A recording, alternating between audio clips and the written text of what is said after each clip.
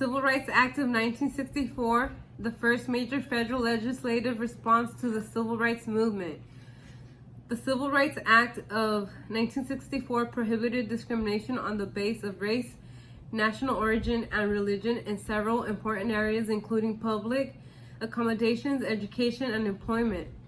The employment provisions, Title VII, also bear discrimination on the basis of sex.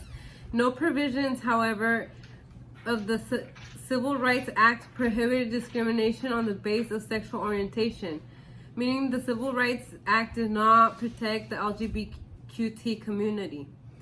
When Congress passed Title VII of the Civil Rights Act in 1964, it intended to create equal opportunity in employment for all citizens.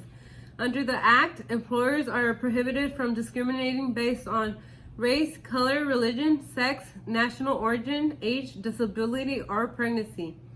Today, most of the 50 states, the District of Columbia, Puerto Rico, and the U.S. Virgin Islands have their own Civil Rights Act that include employment discrimination prohibitions.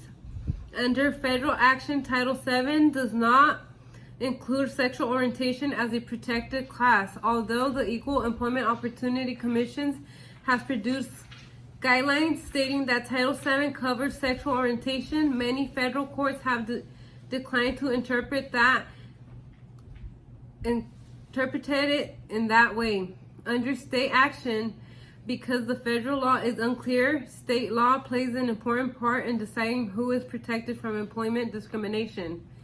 Starting in the 1970s, many states either outlawed discrimination based on sexual orientation among public employers or included sexual orientation protections in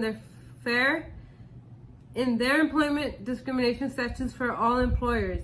In the 1990s, states began to add gender identity protections. To date, a range of protections are provided for sexual orientation and gender identity in the workplace. A plaintiff alleging discrimination can choose whether to file a complaint under Title VII or under his or her state's law.